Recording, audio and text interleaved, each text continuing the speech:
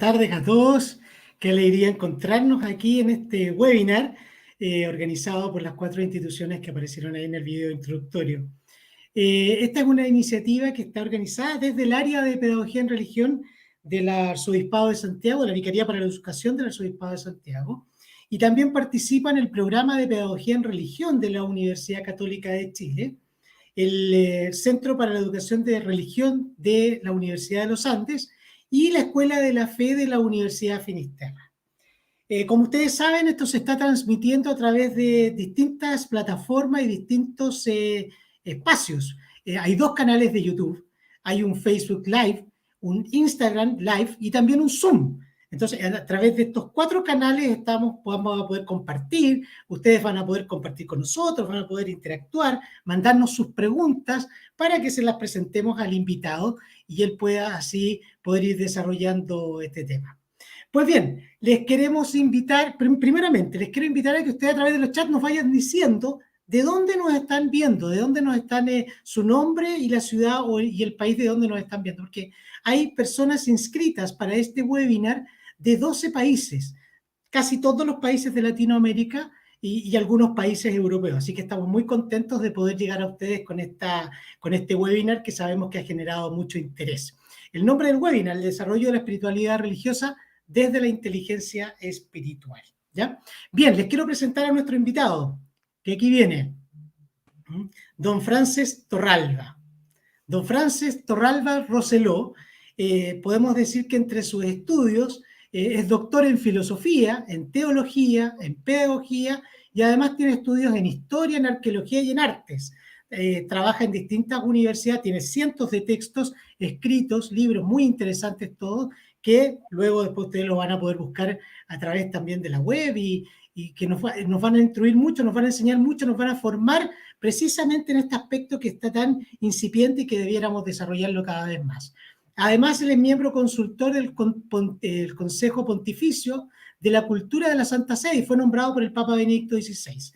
Y actualmente es catedrático de la Universidad Ramón Llull, espero no equivocarme, e imparte cursos y seminarios en otras universidades de España y en América. Don Frances Torralba, bienvenido. Un gusto poder encontrarnos aquí.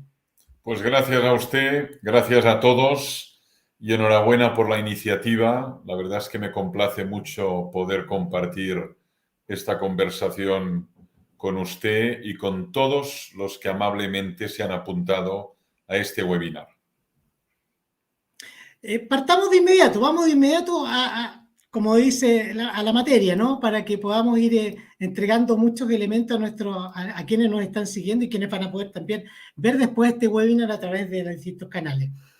Hoy se habla de múltiples modos de ser inteligente, ¿cierto? Hoy día no se habla solo de un tipo de inteligencia.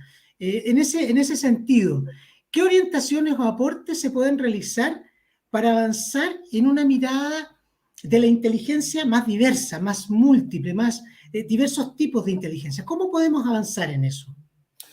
Pues la verdad es que desde la publicación de las inteligencias múltiples de Howard Gardner en 1983, la idea de inteligencia se ha multiplicado, se ha convertido en una idea mucho más exhaustiva y plural.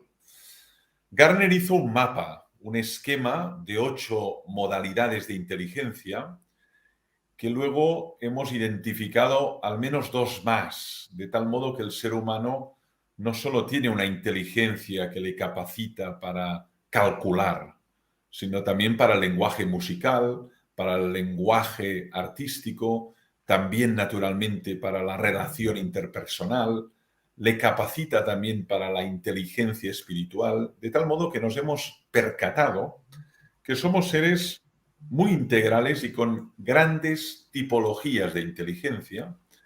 Y eso para mí representa una revolución, porque antes de Gardner hablábamos de personas inteligentes o personas no inteligentes y sucumbíamos a una especie de visión binaria y muy maniquea.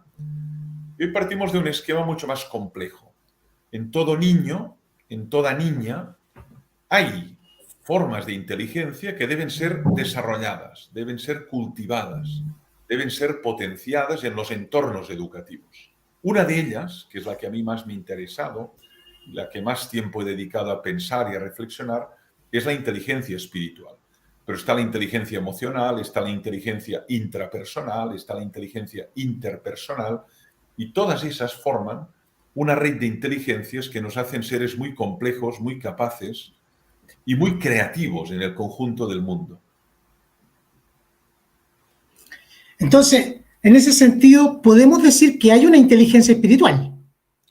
Naturalmente, lo que pasa es que en el esquema de Gardner de 1983, él no la desarrolló, sin embargo, después, a partir del año 2001, 2002, hace ya 20 años, se desarrolló esta inteligencia espiritual por parte de neurólogos, de psicólogos, de psiquiatras, de filósofos, que vieron que en nuestra inteligencia hay un tipo que nos capacita para una serie de operaciones, de facultades, de poderes que están en el ser humano y que las otras modalidades no eran capaces de explicar.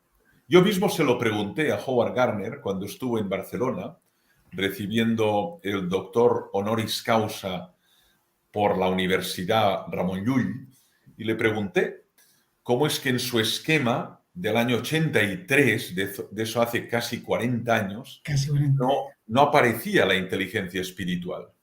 Y él dijo que su esquema no pretendía ser exhaustivo ni total, sino que era un esquema inicial donde él vio esas 8 modalidades, pero que en ningún caso pretendió ser un esquema cerrado. De tal modo que la respuesta fue la respuesta de un sabio, ¿no? Porque de fondo cualquier esquema siempre es incompleto, ¿no? Siempre es una simplificación de la realidad. De tal modo que desde el 83 hasta la actualidad hemos observado que en el ser humano hay también una modalidad de inteligencia espiritual que fue desarrollada en el 2001 por Zohar y Marshall y luego por muchos otros investigadores. Yo mismo me interesé y en el 2010 publiqué Inteligencia Espiritual. Y en algunos países del mundo, cuando se habla de educación integral, se tiene en cuenta también educar todas las modalidades de inteligencia y, por supuesto, también la inteligencia espiritual. ¿Nos podría precisar para poder comprender mejor a qué hace referencia esto? ¿Qué es la inteligencia espiritual? ¿Cuándo podemos decir que una persona es inteligente espiritualmente? Pues la inteligencia espiritual es una modalidad de inteligencia que nos capacita para una serie de operaciones muy genuinamente humanas. ¿Cuáles? Nos capacita para interrogarnos por el sentido de la realidad, por el sentido de la vida, por el sentido de la existencia. El ser humano no solo es un ser que se pregunta cómo funciona la realidad, sino que se pregunta para qué estamos en el mundo, para qué morimos, para qué sufrimos, para qué fuimos concebidos, qué sentido tiene un vínculo, qué sentido tiene un trabajo. La pregunta por el sentido es una pregunta genuinamente humana y la inteligencia espiritual nos permite desarrollar esa pregunta e indagar posibles respuestas a esta pregunta. De tal modo que aquí tienen un gran valor las grandes tradiciones espirituales y religiosas de la humanidad que tratan de ofrecer respuesta a esta pregunta, que es una pregunta genuinamente humana. Esta es una pregunta que no se formula una máquina, no es una pregunta que se formula un simio, nos la preguntamos nosotros, ¿no? Y es un poder o una capacidad que nos da la inteligencia espiritual, ¿no? También nos capacita para preguntarnos las cuestiones últimas, ¿no? El ser humano es un ser que se pregunta por cuestiones de muy profundo calado, ¿no? ¿Existe Dios? ¿Qué podemos esperar después de la muerte? ¿Cuál es el origen de todo? ¿Qué sentido tiene la historia? Todas estas preguntas de carácter metafísico, de carácter teológico, de carácter ontológico, de carácter trascendente, son preguntas que nos las formulamos porque tenemos esta inteligencia y nos abre a un campo de especulación que es la metafísica, que es la ontología, que es la teología, que son saberes que tratan de responder a estas preguntas y ofrecer algún tipo de respuesta inteligible, ¿no? Nos capacita también para admirarnos de la realidad.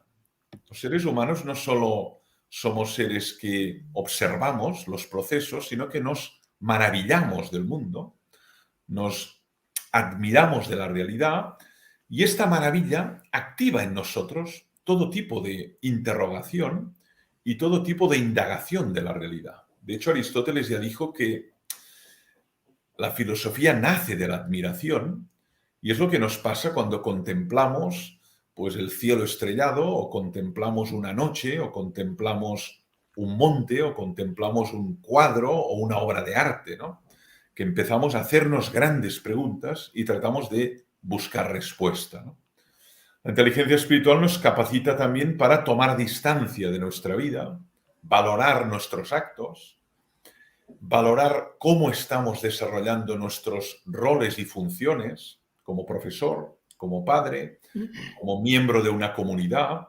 Es un tipo de inteligencia que nos permite tomar distancia, no en un sentido físico, sino en un sentido metafórico, ¿no? Tomar distancia de nuestra vida y valorar y analizar qué tipo de calidad tiene esta vida, qué tipo de relaciones tenemos con los demás, qué tipo de actos nos parecen buenos, nos parecen malos, nos parecen mejorables.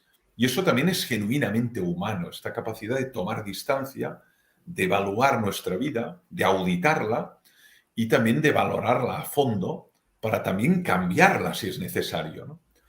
Son muchas las capacidades que nos da o nos ofrece, pero siempre necesita de una educación.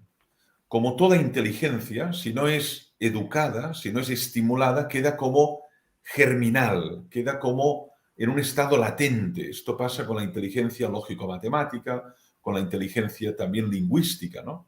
Si nadie estimula esta capacidad que tenemos de cálculo, no calculamos.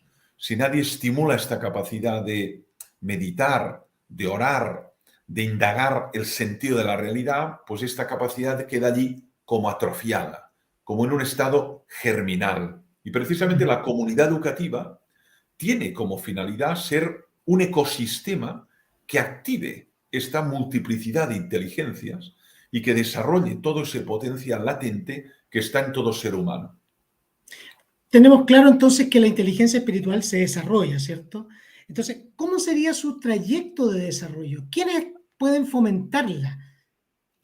La verdad es que desde ya en los niños se puede fomentar la inteligencia espiritual. Yo en el año 2012 me interesó especialmente este tema y publiqué un libro con este título, La inteligencia espiritual en los niños. Porque el niño, de hecho, es un pequeño filósofo. El niño indaga, pregunta. Pregunta además cuestiones que son muy inquietantes al adulto. Pregunta ¿para qué? ¿Por qué? ¿Por qué tenemos que morir? ¿Por qué estamos en el mundo? ¿Dónde ha ido el abuelo que murió? ¿Por qué hay realidad? ¿Existe Dios? El niño es un pequeño filósofo que nos torpedea con preguntas que no siempre sabemos responder. Esto significa que en él hay ya un deseo de sentido, una indagación, una capacidad de interrogación que debe ser acompañada ya en las primeras etapas de la vida. Además, el niño tiene capacidad también para meditar, tiene capacidad también para orar, tiene capacidad también para tomar distancia de sus actos y valorarlos. ¿Quién debe hacerlo?, me preguntaba. Pues de entrada debe hacerlo la institución escolar. El entorno educativo escolar es un entorno que debe ser integral y por lo tanto no debe estimular solo una área del ser humano. Imaginemos que solo desarrolláramos la memoria, ¿no? Tendríamos un ser hipertrofiado en la memoria, pero atrofiado en la imaginación, ¿no? O que desarrolláramos solo la educación física, ¿no? Tendríamos un ser con una gran musculación, con una gran capacidad física, con una gran resistencia anaeróbica, pero con una gran atrofia de vida intelectual. Lo que debe hacer la escuela es desarrollar esta complejidad de capacidades y, por lo tanto, también la inteligencia espiritual. Naturalmente, en el entorno familiar también podemos suscitar esta inteligencia. ¿Qué tipo de conversaciones tenemos con nuestros hijos? ¿Qué tipo de acciones hacemos, ¿no? qué tipo de textos leemos, ¿no? Les enseñamos a orar, les enseñamos a meditar, les enseñamos a valorar sus actos. Antes de acostarse, nos sentamos con ellos y les preguntamos, ¿cómo ha ido este día? ¿Qué has hecho que te parece bien? ¿Qué has hecho que te parece irregular? ¿Qué crees que deberías hacer con esto que es irregular? ¿Cómo puedes sanar esta herida que has generado durante este día, ¿no? Por lo tanto, el entorno educativo escolar, el entorno educativo familiar tiene una responsabilidad de primer orden en este desarrollo integral del niño y también, por supuesto, de su inteligencia espiritual. Ahora, quiero complejizar un poco esto.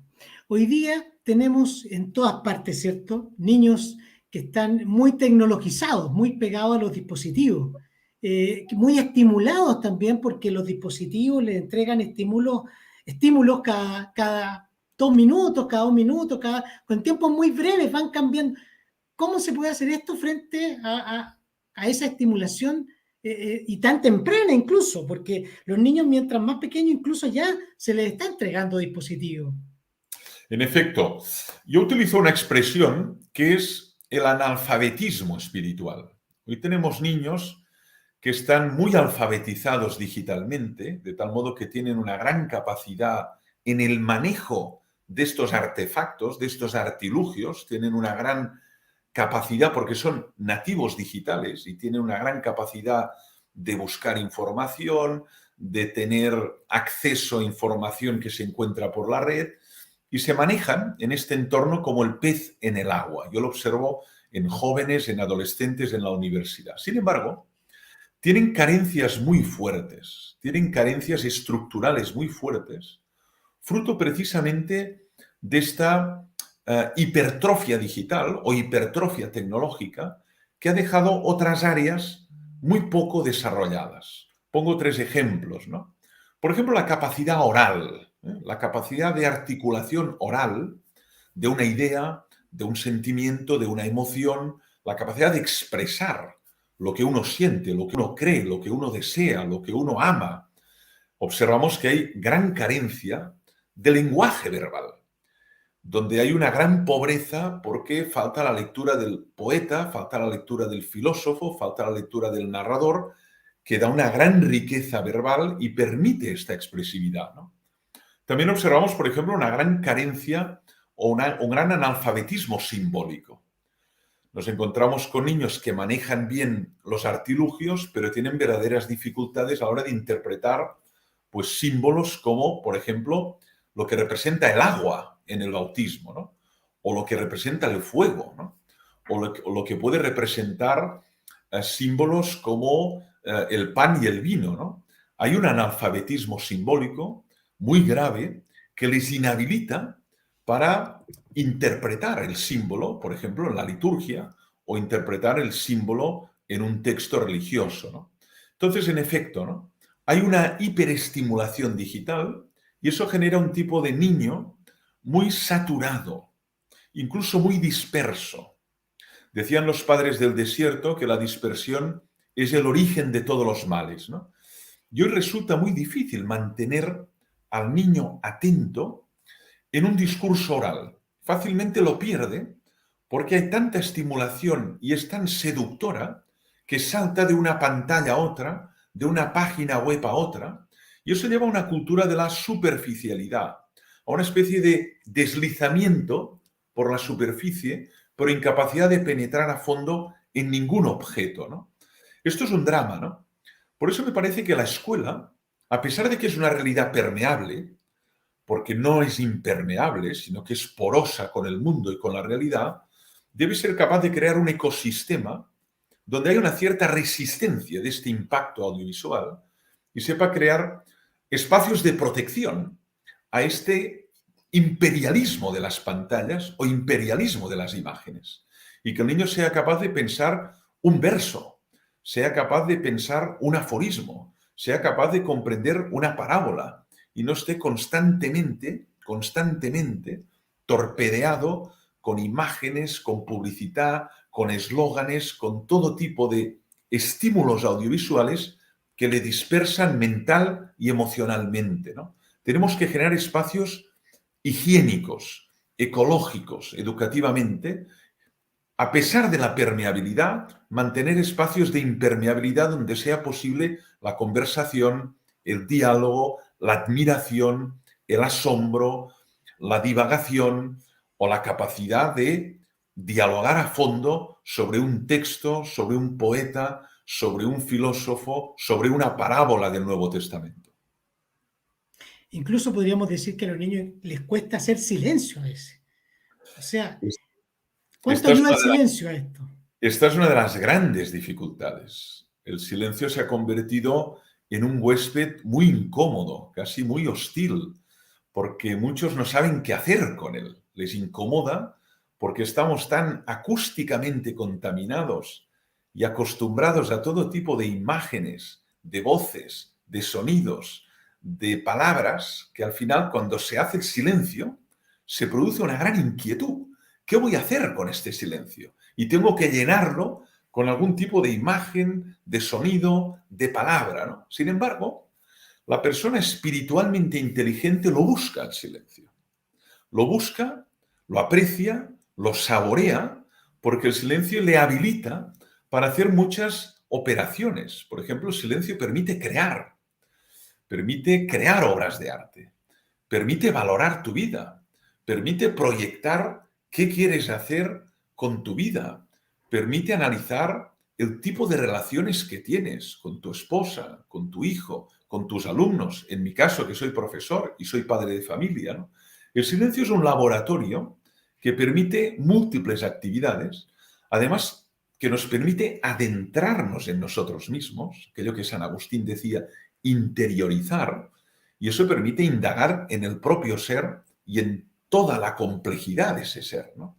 Y sin embargo, estamos en una sociedad donde el silencio es, casi diría, el gran ausente, y cuando irrumpe, fácilmente lo ocultamos o lo eclipsamos con todo tipo de sonidos porque es muy inquietante.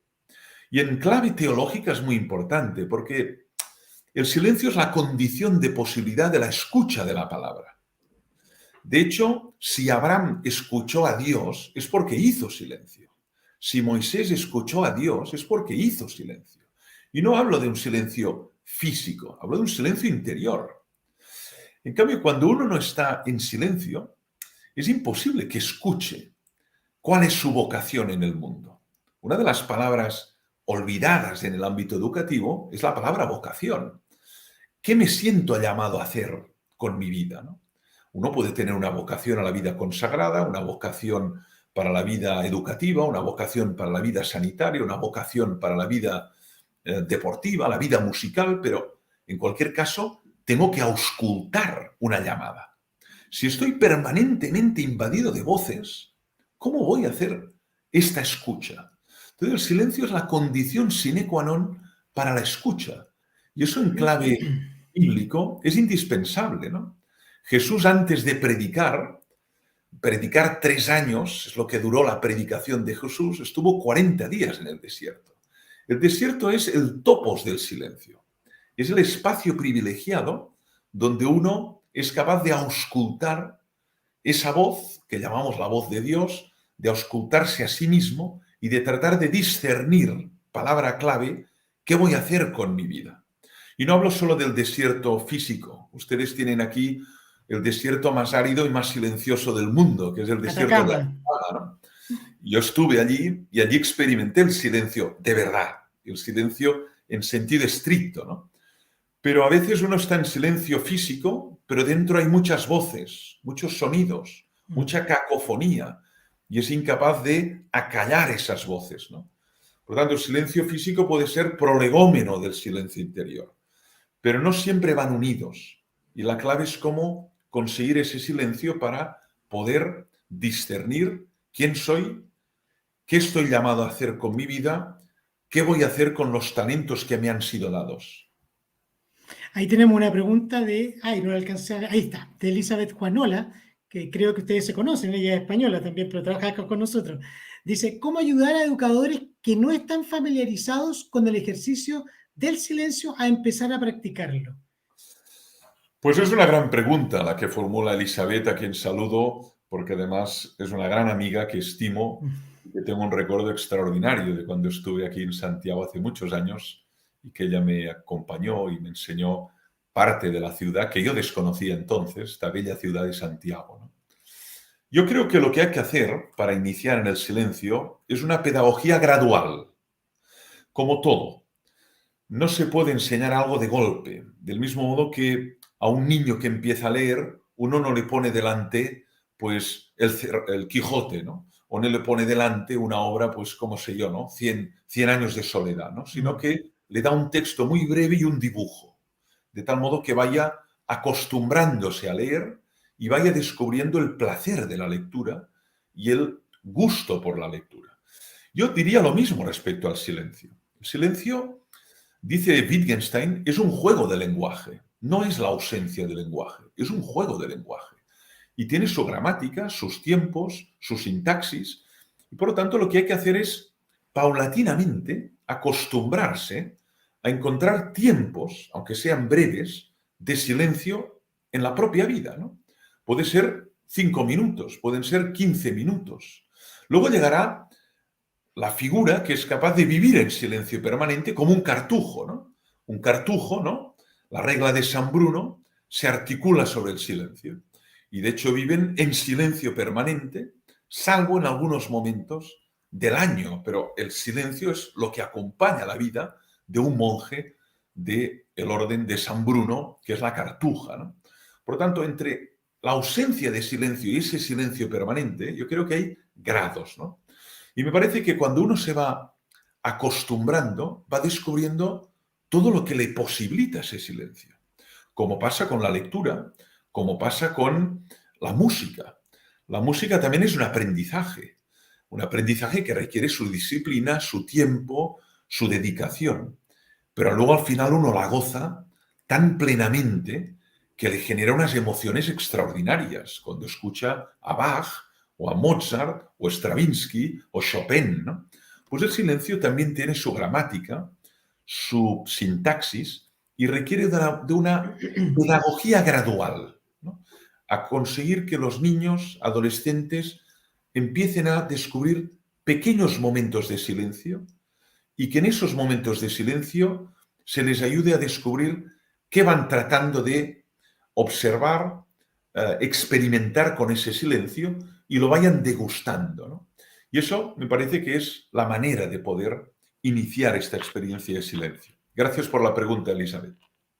Invitamos a todas las personas que están siguiéndonos a través de Facebook, de Instagram, de YouTube, ¿cierto? De Zoom, a enviarnos sus preguntas a través de los chats y aquí van a ir apareciendo para que nuestro invitado pueda ir respondiendo sus dudas, sus inquietudes, etcétera. Bien, quiero dar un paso más adelante y, a ver, la inteligencia lingüística tiene sus habilidades cognitivas, ¿cierto? Que permiten desarrollar esa inteligencia lingüística. Lo mismo, la inteligencia matemática tiene ciertas habilidades matemáticas, etcétera. Cada uno de las inteligencias tiene ciertas habilidades que permiten ir desarrollando esa inteligencia que le ayuda a la persona para ir formándose integralmente. La inteligencia espiritual tiene las habilidades espirituales y religiosas, ¿cierto? ¿Qué podríamos decir de estas habilidades? ¿Qué son? ¿Cómo las vemos? Bueno, pues estas habilidades, en efecto, primero que son habilidades propiamente humanas también, ¿eh? A veces pensamos que el ser humano es poco más que un simio un poco más erecto y más desarrollado o una máquina muy compleja. Bueno, el ser humano es mucho más que eso, ¿no? Y en él hay una serie de habilidades y capacidades y es un ser que tiene una naturaleza religiosa y que le vincula a un ser, le vincula a una realidad que le trasciende, ¿no? Entonces, la inteligencia espiritual nos permite, como decía antes, al menos dos grandes capacidades que no siempre desarrollamos correctamente, ¿no? Una es meditar, otra es orar, ¿no? Sobre meditación hay muchos tipos y formas. También hay una meditación cristiana, ¿no? Hay la meditación zen, hay la meditación trascendental, hay todo tipo de meditaciones. Pero también está la meditación cristiana, que tiene su forma, su metodología, su fin, y sus características, ¿no? Entonces, el ser humano es capaz de desarrollar esta capacidad y los niños también. Otra cosa es que sea difícil, otra cosa es que, como todo, requiera de un aprendizaje y requiera de un entrenamiento, ¿no? En cambio, la oración es ya el lenguaje que nos abre a una realidad distinta, que llamamos Dios, y que por lo tanto en esencia es un diálogo, ¿no? La oración es apertura dialógica a una realidad que me trasciende, a una realidad personal, a una realidad que me convoca, que me llama, que me inquieta, que me consola, que me acompaña y a la que yo también pongo encima todo mi ser y toda mi realidad, ¿no? Entonces el ser humano es un ser capaz de orar.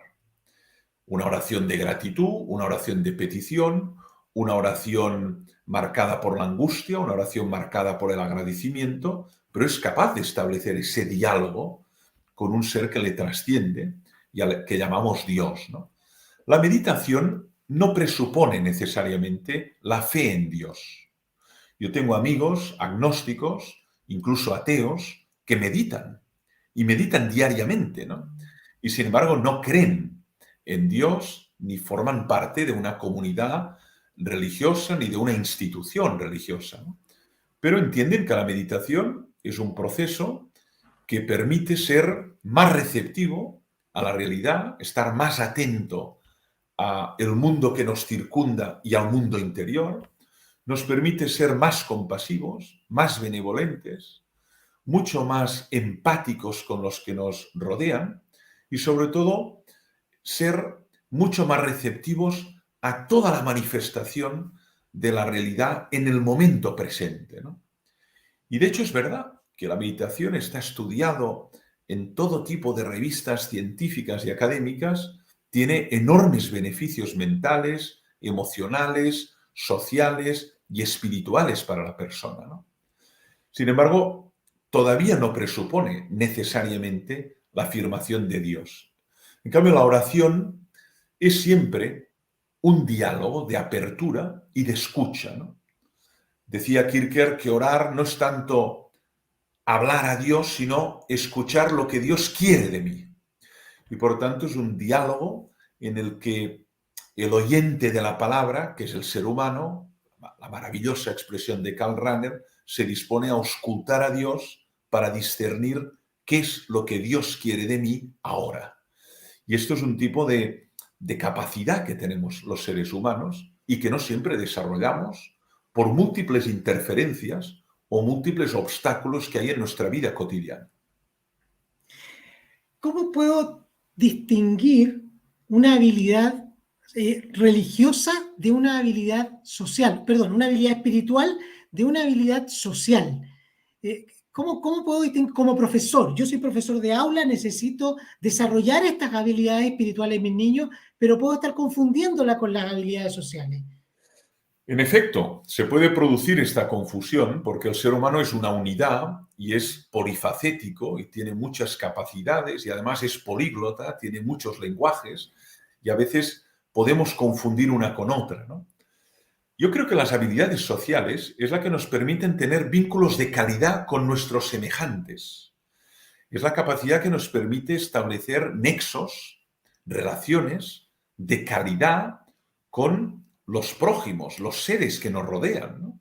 Y decimos que un niño tiene una habilidad social porque es empático, tiene capacidad para establecer vínculos que son fieles a lo largo del tiempo y tiene capacidad social en la medida que le reconocen los demás, lo que aquí denominamos tiene don de gentes, ¿no? Es un ser que tiene una amabilidad, una simpatía que permite crear vínculos con los demás, ¿no?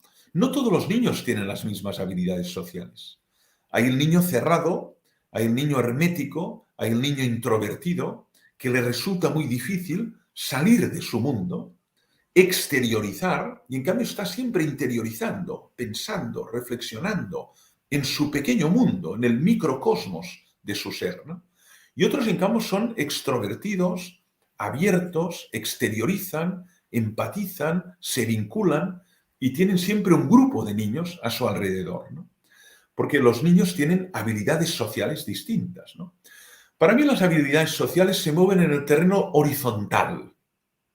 En cambio, la inteligencia espiritual nos habla en el terreno vertical, ¿no? De la apertura a lo trascendente, de la apertura a Dios, de la apertura a lo que nos trasciende, a lo que está por encima de nuestra mente, de nuestras cabezas, ¿no? Ahora, de todos modos, es verdad que ambas habilidades son imprescindibles, ¿no? Y lo que pasa es que hay personas que han desarrollado más una inteligencia que otras, ¿no? Y eso pasa con todo. Hay personas que tienen una gran inteligencia musical porque ya de manera innata han nacido con un don, con un talento musical que les habilita para tocar el piano mejor, el cello mejor o captar el espíritu de la música, casi sin leer la partitura, ¿no? Esto pasaba con Mozart, pasaba con Stravinsky, pasaba con Bach, ¿no? Tenían una gran capacidad musical. Pero no significa que tengan una gran habilidad social. No va unido. Y a veces hay personas que son genios musicales, pero muy solitarios, muy taciturnos, muy cerrados en su propio mundo, ¿no? Lo que tenemos que tratar de hacer en la escuela es desarrollar todas esas inteligencias y esas habilidades sociales. ¿Dónde? En el aula, en el patio, en el comedor, en las actividades extraescolares, a través del teatro, a través del deporte, a través de una excursión. Siempre es la horizontalidad, establecer vínculos de calidad con los demás.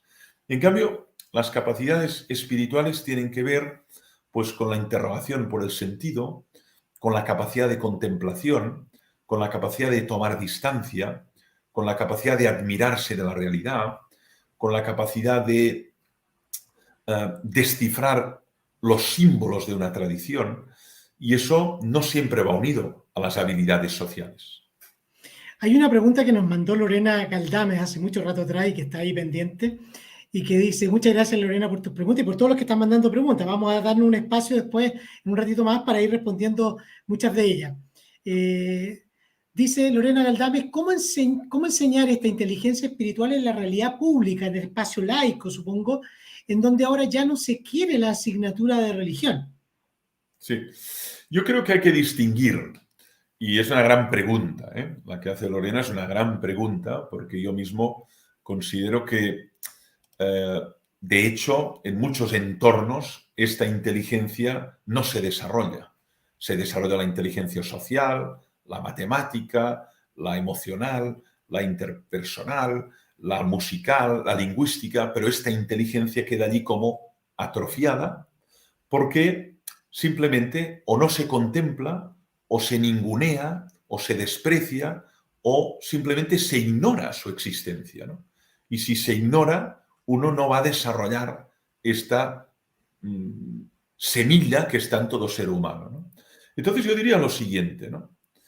Incluso en contextos laicos, como decía Lorena, hay niños y niñas con inteligencia espiritual. Lo que pasa que en ese contexto laico puede desarrollar capacidades espirituales a pesar de no formar parte de una comunidad religiosa. Alguien le puede enseñar a tomar distancia de sus actos, a valorarlos. Alguien le puede enseñar a interrogarse por el sentido de su vida, por el sentido de sus actos, por el sentido de la realidad. Alguien puede enseñarle a admirarse de la realidad y a maravillarse de la realidad. Es decir, la inteligencia espiritual es común a todos los seres humanos. Lo que pasa que depende del entorno donde ese ser humano esté, se va a desarrollar de un modo u otro. Si usted nace, y eso pasa con todas las inteligencias, lo pongo con un ejemplo muy claro, ¿no? Si usted nace en un entorno donde nadie habla, porque es un entorno que hay silencio absoluto, aunque tenga inteligencia lingüística, no va a hablar, porque hablamos por imitación, aprendemos por mímesis. Luego, el niño aprende la lengua de su madre, pero si está como Mowgli abandonado a la jungla, en el libro de la selva, ¿no? No va a hablar, porque aunque es cuidado por lobos y lobas, las lobas y los lobos no hablan. Por tanto, para que desarrolle la inteligencia espiritual, tiene que estar rodeado de personas con una mínima sensibilidad espiritual. Ahora, si tiene la desgracia de estar en un entorno materialista, individualista, consumista, extraordinariamente contaminado audiovisualmente, esa inteligencia quedará como una semilla que no se desarrolla. En cambio, si tiene la suerte de caer en un entorno donde alguien le enseña a orar, alguien le enseña a meditar, alguien indaga con él la pregunta por el sentido, le ayuda a contemplar la realidad, el mar, el monte, el arte, esta capacidad espiritual se va a desarrollar y se va a ensanchar y va a crecer, ¿no? Por lo tanto, en efecto, el contexto es decisivo, ¿no? Pero también en contextos laicos es posible el desarrollo de la inteligencia espiritual, ¿no? Otra cosa ya es el desarrollo de la fe, el crecimiento de la fe. La fe es un don, la fe es un don y es la respuesta a una llamada, pero la inteligencia espiritual es transversal. Todo ser humano la tiene. Como todo ser humano tiene una inteligencia lingüística, social, emocional, intrapersonal o matemática y lógica, ¿no? Había una persona que estaba preguntando, salió hace algún rato atrás, sobre si era posible desarrollar esta inteligencia espiritual al margen de la fe. Yo creo que aquí hay un poco de la respuesta, ¿no? Sí, sí. En efecto, ¿eh? La fe presupone Dios y presupone la llamada y presupone un encuentro personal. De tal modo que decimos que la fe es un don, ¿eh? Un don que recibe una persona y que cultiva y que puede pensar y reflexionar y analizar, y eso propiamente es el cometido de la teología, pensar qué tipo de razonabilidad, de sentido, de legitimidad intelectual tiene la fe cristiana o la fe judía o la fe islámica, por poner ejemplos, ¿no? En cambio, la inteligencia espiritual, a veces alguno la denomina existencial o trascendente, es una inteligencia común a todo ser humano, pero requiere de un contexto. Hay contextos más adecuados, menos adecuados, ¿no? Y hay contextos que permiten este desarrollo. Yo tengo amigos con una gran sensibilidad espiritual, se asombran de la realidad, analizan sus actos, tratan de vivir una vida con sentido, también son capaces de vivir intensamente el presente y no tienen sentido de pertenencia a una comunidad religiosa y tampoco experimentan la vida de fe ni la relación personal con Dios.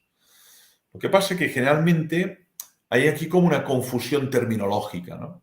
Yo creo que la inteligencia espiritual es común, en cambio la fe ya no es común a todos los seres humanos. Hay personas que tienen fe y que llamamos creyentes, aunque creen en distintas confesionalidades, y hay personas que se mueven en el terreno de la duda, el agnóstico, el escéptico, y hay personas que se mueven en el terreno de la negación, en el ámbito del ateísmo o de la negación de Dios, ¿no? Pero aún así, la inteligencia espiritual es común a todo ser humano, aunque desarrollada distintamente según contextos y planos. Hay una pregunta de Blanca Muñoz que me pareció muy interesante porque todos los que, no digo todos, pero la inmensa mayoría tal vez de los que estamos hoy día aquí en este webinar, los que están escuchando, nosotros dos probablemente, tenemos hijos. Entonces, dice Blanca Muñoz, ¿cómo la familia educa esta inteligencia espiritual? ¿Cómo la familia puede también aportar al desarrollo de esa inteligencia espiritual? Lo encontré muy interesante la pregunta.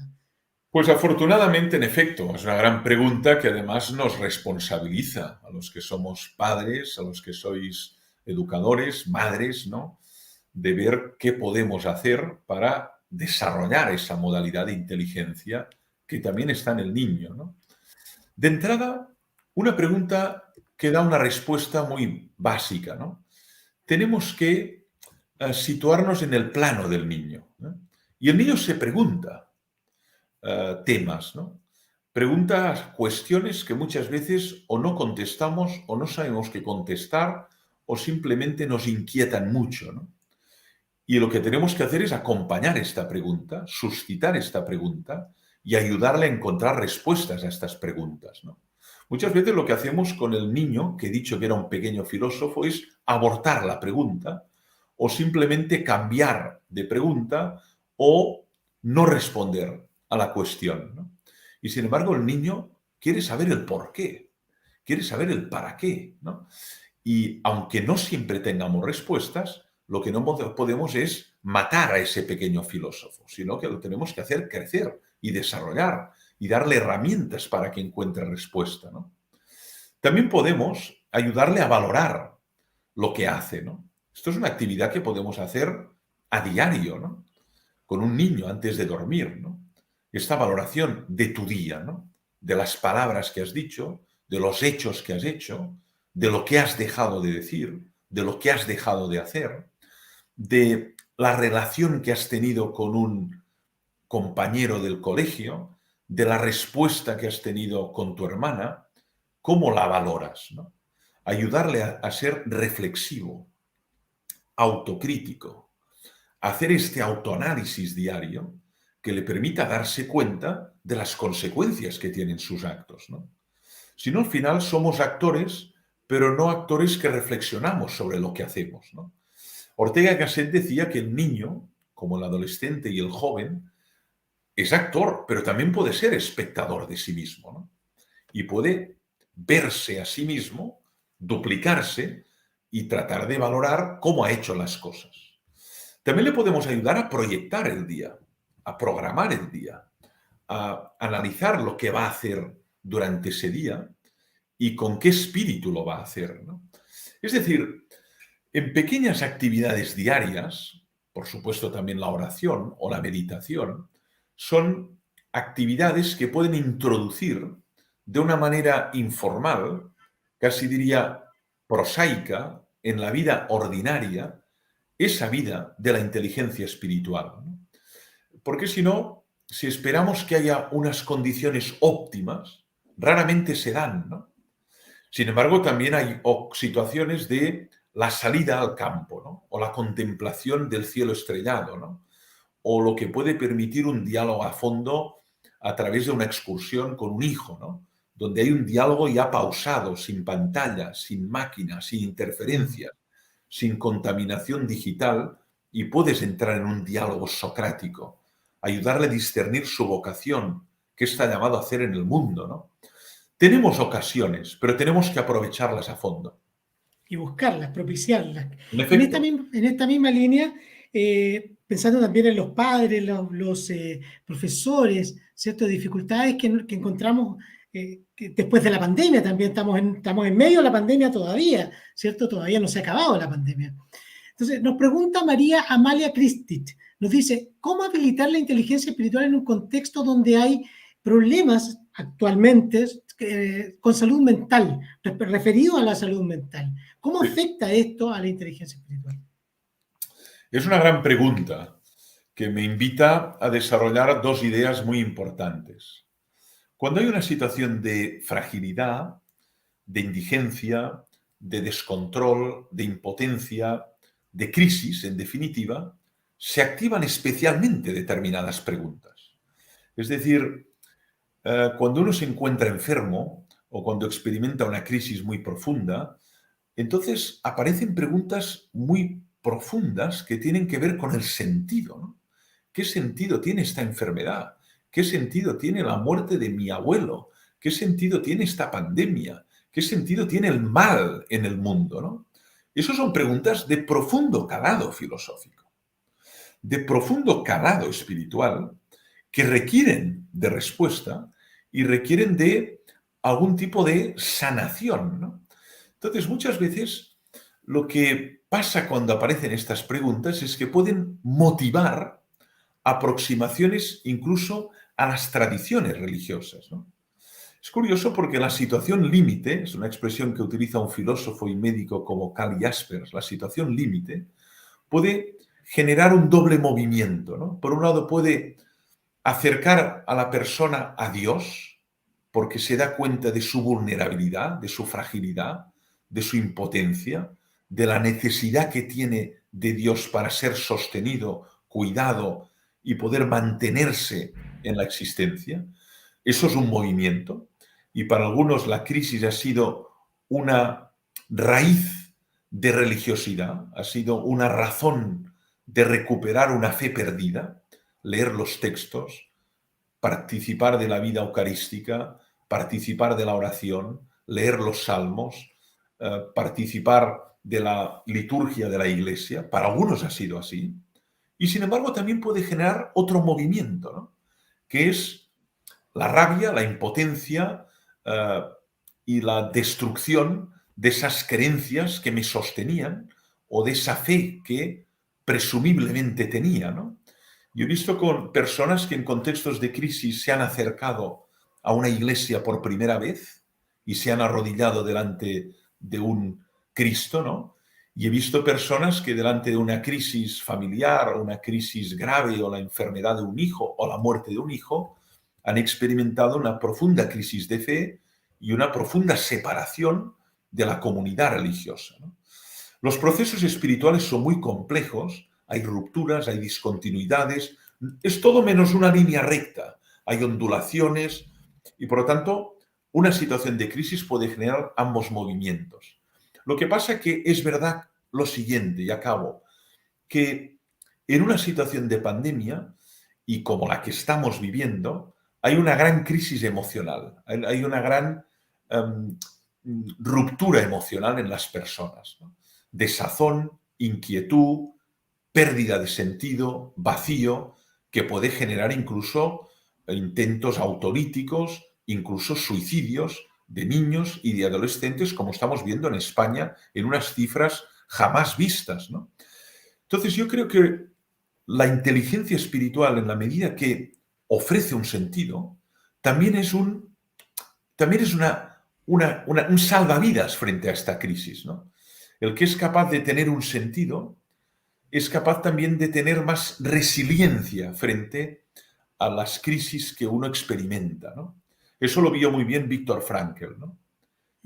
Viktor Frankl lo expresó muy bien, ¿no? Dice, bueno, algunos tiraron la toalla, ¿no? En los campos, ¿no? Algunos se suicidaron, otros pues no aguantaron, ¿no? Y sin embargo, el que tenía un sentido, una razón, un motivo para vivir, pues reencontrarse con un familiar, empezar un negocio, encontrarse con su pareja, un motivo, ese fue capaz de superar muchas dificultades porque tenía un sentido, tenía una motivación intrínseca que le habilitó para sufrir y resistir todo tipo de calamidades, incluso en un entorno tan inhumano como los campos de concentración del Tercer Reich. Tenemos una pregunta de una profesora, Andrea Estudillo, y vamos a ver el video de ella, de un colegio de acá de Santiago de Chile. Andrea, por favor.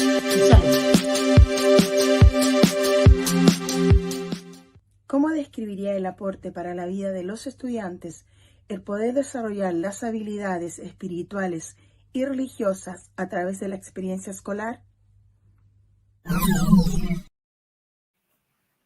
Pues gracias por la pregunta.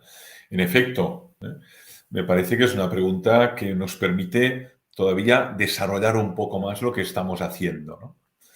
Es muy importante en el ámbito escolar encontrar las ocasiones, los contextos idóneos, ¿no? Siempre pensamos en el aula, pero ahora voy a focalizar la atención en la tutoría. El aula es un espacio público donde muchos sienten vergüenza, timidez, introversión, y sin embargo la tutoría es un ámbito dual. Está el tutor y está el alumno, la alumna, ¿no? Se puede crear un entorno empático, confidencial, donde ese joven, ese adolescente, ese niño pueda exponer lo que es su vida interior, sus dificultades, sus preguntas, sus inquietudes, sus interrogantes, ¿no? Y lo puede exponer porque es un ámbito de confianza, de confidencialidad, de empatía, ¿no? La tutoría debería ser una ocasión idónea para lo que a mí me gusta denominar el diálogo socrático. Sócrates lo que hacía en el ágora era tratar de dar a luz dar a luz como su madre, que ayudaba a las mujeres a parir, dar a luz al ser humano que tiene delante. Es decir, ayudarle a salir de dentro, ¿no? Ayudarle a salir fuera para que se pueda expresar, ¿no? Para que pueda decirse a sí mismo, ¿no? Y eso a veces el niño lo teme hacer públicamente, teme equivocarse, no encontrar las palabras, hacer el ridículo. Y sin embargo, la tutoría, yo creo que es un ámbito donde hay un rostro a rostro y es posible activar la toma de distancia, la valoración, el discernimiento de la vocación, la pregunta por el sentido, ¿no? Sobre todo a una determinada edad. Hay una edad donde uno ya puede preguntar eso, ¿no? ¿Tú qué quieres hacer con tu vida? Ya tienes 14 años, 15 años. ¿Qué te propones ser? ¿Cuál es tu objetivo? ¿Cuál es tu misión? ¿Qué crees que te hará feliz? Ese tipo de preguntas no pueden quedar fuera de la comunidad escolar. Y muchas veces lo único que interesa es el utilitarismo educativo. ¿Dónde encontrar trabajo? ¿Cómo hacerme rico? ¿Cómo tener éxito? ¿Cómo tener prestigio? ¿Cómo ganar mucho dinero? Yo creo que la pregunta fundamental es, ¿qué quieres hacer con tu vida? ¿Qué es lo que te va a llenar? ¿Qué es lo que crees que puedes aportar? Porque este es el camino de la felicidad. Y me parece que a veces infravaloramos el valor de la tutoría. Por lo tanto, la pregunta me ha llevado a eso, pero me parece que en la comunidad escolar tenemos tiempos y espacios distintos y hay que aprovecharlos. Recuerden aquello de el Eclesiastés, hay un tiempo para cada cosa. También en la comunidad escolar hay un tiempo para corregir, un tiempo para reír, un tiempo para bailar, un tiempo para pensar, un tiempo también para ayudar al educando a desarrollar su inteligencia espiritual. Nos pregunta la señora Solange Faberó, mi jefa de la universidad, dice, si la inteligencia espiritual depende del contexto, ¿cómo un ateo o un agnóstico puede despertarla si de base no tiene el sentido trascendente de la vida? En efecto, porque en ese contexto puede ser que todo este tipo de preguntas, de interrogaciones, se den ya respondidas. No hay Dios, la vida no tiene sentido, esto es una estupidez radical, en definitiva un absurdo, ¿no? La denominada filosofía del absurdo, ¿no? Sin embargo, si es un contexto donde nos movemos en el terreno del agnosticismo, del desconocimiento, aquí sí que hay indagación. Yo quiero distinguir, una cosa es el agnóstico, que es el que desconoce. La palabra, como saben, tiene un origen griego y es muy claro, ¿no? Desconoce, el que no tiene conocimiento. Y cuando uno no tiene conocimiento, indaga, busca, trata de encontrar respuesta. Por lo tanto, en un contexto donde uno es agnóstico o sus allegados son agnósticos, sí que se puede desarrollar esta modalidad de inteligencia en la medida que hay una indagación del sentido, una indagación de el para qué, una indagación de lo que es la felicidad, una capacidad de tomarse distancia, de valorar los actos, una capacidad de maravillarse, y todo eso es posible también, ¿no? A pesar de no tener una respuesta concluyente, ¿no? Pero uno está en actitud de búsqueda. Yo creo que lo que limita la inteligencia espiritual o lo que la obstaculiza es el dogmatismo ateo, es decir, la afirmación del no, de ningún modo, tema cerrado, y dogmáticamente afirmo que no existe Dios y que no hay posibilidad de plantear la pregunta. A mí me parece que esta es una actitud de dogmatismo que ciertamente dificulta, si no elimina la posibilidad de trascender o de abrirse a esta pregunta, ¿no? Y a mí me parece que lo que tenemos que hacer es sobre todo abrir ese interrogante y luego dar testimonio personal. Muchas veces el educador se esconde, se oculta detrás del libro, detrás del temario, detrás de un autor, detrás de un PowerPoint, ¿no? Y sin embargo, yo creo que llega un momento en una tutoría o en un aula después de muchas sesiones que al final el educador también tiene que dar testimonio de lo que él cree, de lo que él piensa, de cuáles son sus convicciones, de cómo él da sentido a su vida. A veces esto nos pasa a los que nos dedicamos a la historia de la filosofía, que vamos explicando autores y sus teorías, doctrinas, filosofías, pero al final el educando también tiene derecho a saber, ¿y usted? ¿Usted qué piensa? ¿Y usted qué cree? ¿Y cómo da sentido a su vida? ¿Y qué es lo que realmente le colma? Y es el momento que tenemos para poder dar testimonio de eso que es nuestro ser, nuestras convicciones, nuestras creencias, con toda humildad. Se trata de proponer, por tanto, poner delante ese testimonio, jamás de imponerlo, proponerlo, ¿no? Ponerlo delante.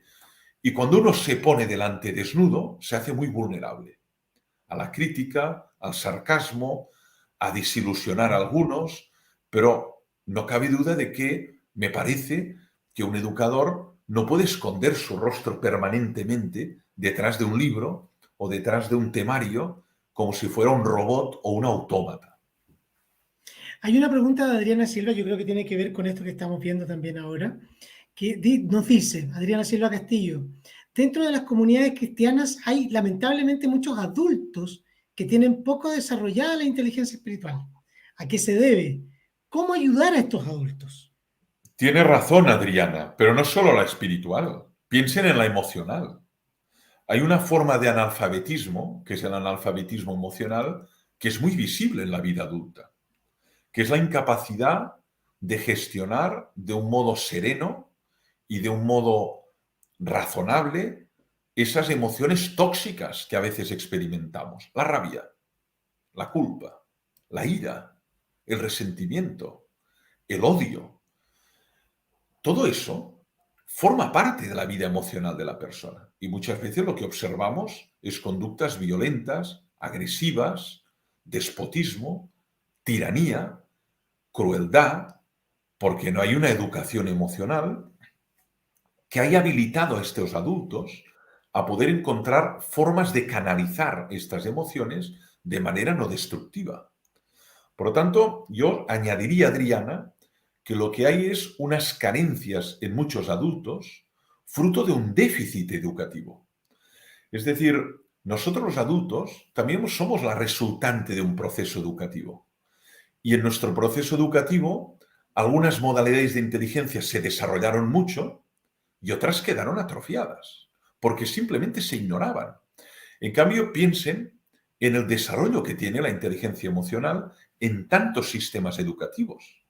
Tenemos que esperar o tenemos que confiar que eso va a dar frutos y que las generaciones educadas emocionalmente tendrán capacidades, recursos, habilidades para poder gestionar sus emociones tóxicas de un modo que no sea destructivo, como tantos adultos destruyen, rompen, hieren o simplemente maltratan a personas porque no saben qué hacer con los celos, con la envidia, con la rabia o con el odio o con la ira, ¿no? Entonces, aquí tenemos que reconocer también los adultos muchas carencias. Y en el caso de comunidades cristianas, pues es verdad, también hay muchas personas que su inteligencia espiritual es minúscula porque no ha sido desarrollada y por lo tanto viven de algún modo inercialmente, repiten fórmulas, pero no han pensado esas fórmulas de un modo muy inercial, muy mimético, ¿no? No hay una indagación del sentido, no hay una valoración de los actos, no hay un sentimiento de admiración o de maravilla, la capacidad también de vivir plenamente el presente. El adulto, esto es un tipo de capacidad que muchos no tienen nada desarrollado. O bien vivimos en el futuro o atrapados en el pasado. Pero aquello de vivir plenamente el ahora, esto es algo que muchos adultos, no hacen. Constantemente se preocupan por el día de mañana, como dice el Nuevo Testamento, o están atrapados por lo que pasó y viven con rencor, con remordimiento, algo que pasó.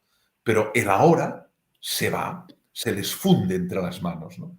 Por tanto, sí, en efecto, Adriana, hay carencias, pero no solo de la inteligencia emocional, también de la espiritual y de otras, de la inteligencia social o de la inteligencia musical, que algunos también tenemos muy atrofiada, ¿no? Yo diría que incluso no solamente en las comunidades cristianas, también en las comunidades educativas, en los lugares de trabajo, en tantos espacios se puede dar este tipo de situaciones, ¿no? Quiero englobar una pregunta que hace Héctor Daniel Espinosa y también James Musa, parece que es de Venezuela, y tienen relación con la evaluación, con los instrumentos, con la observación. Yo diría, la pregunta que quiero hacer es, en relación al currículum escolar y la clase de religión en particular, algo que siempre cuesta, que siempre están los profesores preguntando, ¿cierto?, sobre esto. ¿Cómo se observan estas habilidades y de qué manera tributan al aprendizaje y al desarrollo de los estudiantes? Sí, en efecto, gracias. Yo creo que si entramos en materia de la clase de religión, yo creo que tiene al menos tres grandes finalidades, ¿eh? Ustedes también, los que se dedican a eso, lo podrán corroborar, ¿no? Primero, tiene una finalidad cultural, ¿no? Es decir, una serie de contenidos que el niño debería saber, ¿no? Que tienen que ver con contenidos del ámbito religioso, ¿no? Desde el punto de vista de lo que es el Nuevo Testamento, el Antiguo Testamento, que fue, pues, quién fue Abraham, o de historia del desarrollo de una tradición religiosa, como puede ser el cristianismo, o el judaísmo, el islam. Por lo tanto, hay una dimensión temática, cultural, que además es imprescindible para poder interpretar la historia artística, filosófica, literaria, política, incluso económica del mundo, ¿no? Luego tiene otra dimensión, que es activar la inteligencia espiritual. Yo creo que la clase de religión no es la única. También hay otras, la de filosofía, por ejemplo, y otras, ¿no? Pero es Arte. claro, es una posibilidad, es una ocasión, un kairos muy oportuno para suscitar la pregunta por el sentido, para enseñar a los educandos a admirarse de la realidad, para poder ayudarles a tomar distancia de su vida. Por lo tanto, también desarrollar estas habilidades de naturaleza espiritual, ¿no? Y luego tiene una tercera función, que es, cuanto menos, suscitar la fe. Es decir, crear las condiciones para que al menos experimente el interés o el acercamiento o la aproximación a lo que es el acto de fe, ¿no? La fe no se transmite como quien transmite una información, ¿no? Pero uno puede suscitarla, ¿no? Con su ejemplo, con su testimonio, con determinados textos, con determinados testimonios que puedan activar esa fe en el niño, ¿no? Aquí nuestra tarea es de mediación, por lo tanto de posibilitación, ¿no? Pero está lo cultural, está la inteligencia espiritual y está ser prolegómeno de esta fe o de este encuentro personal con Dios. Lo decía Benedicto XVI en la primera encíclica que nos regaló, Deus Caritas Est, del año 2006, ¿no? Que la fe empieza con un encuentro, con una relación interpersonal que lo altera todo.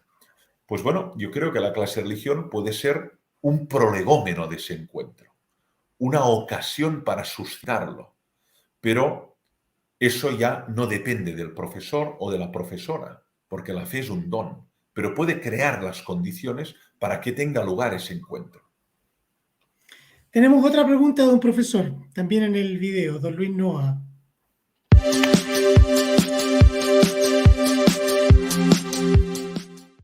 La inteligencia espiritual y por tanto las habilidades espirituales se pueden formar a través de todas las asignaturas y de todo el currículum. Pues es una pregunta precisamente muy interesante la que formula Luis, ¿no? Yo diría que se puede, en efecto, activar y desarrollar desde todas y además también fuera de la escuela, ¿no? Cuando uno hace una excursión y de noche se contempla el cielo estrellado, también allí se suscita la admiración, ¿no? O en la tutoría, que no es una asignatura, ¿no? Pero uno se encuentra en diálogo con un alumno, allí hay la posibilidad de entrar a fondo en su vocación y en el sentido de su vida, ¿no? Naturalmente hay asignaturas más proclives a eso, donde es más fácil porque la temática que se trata lo facilita, ¿no? Yo mismo, que enseño filosofía en la universidad, pues la pregunta por el sentido está siempre omnipresente, ¿no? Está omnipresente cuando presento a Sartre, cuando presento a Heidegger, cuando presento a Kant o cuando presento a Kierkegaard, ¿no? Y por lo tanto lo tengo mucho más fácil para activar esta cuestión. Sin embargo, también en el ámbito de la física, o en el ámbito de la biología, o en el ámbito de la literatura, o en el ámbito de la historia, uno puede suscitar esa pregunta, ¿no? Pero ¿qué sentido tiene la guerra, ¿no? ¿Qué sentido tiene la historia, ¿no? ¿Para qué estamos en el mundo, ¿no? O también en el ámbito de la física, ¿no? Un físico extraordinario, quizá el más extraordinario que hemos tenido en el siglo XX, que es Albert Einstein, ¿no? Decía exactamente lo mismo, ¿no?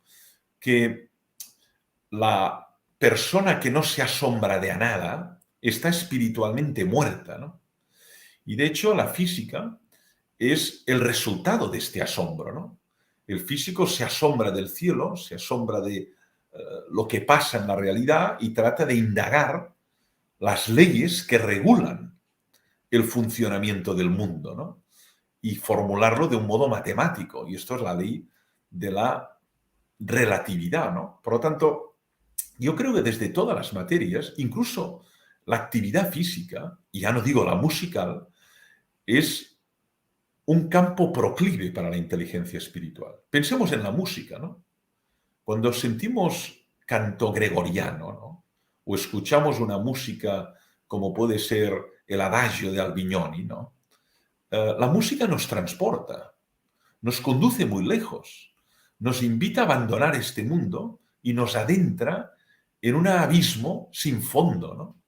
De tal modo que no estamos donde estamos, ¿eh? La música nos transporta, es un viaje a lo más íntimo, a lo más arcano, ¿no? A lo más fundamental, ¿no? Por eso, también, en las tradiciones espirituales y especialmente las monásticas, la música ha jugado un papel clave, la música sacra, ¿no? Porque tiene esta capacidad de elevación. Lo decía San Agustín en un diálogo muy pequeño, que es el de música, de cómo la música nos eleva a Dios, ¿no? Naturalmente se refería a la música sacra, ¿no? Pero es verdad, la música tiene esta capacidad de activar emociones muy profundas, como puede ser la nostalgia, la melancolía, pero también de elevarnos a un plano trascendente, ¿no? Por lo tanto, desde la música a la actividad física, a la física, a la filosofía, a la clase de religión, a la tutoría, son ámbitos donde es posible activar la inteligencia espiritual.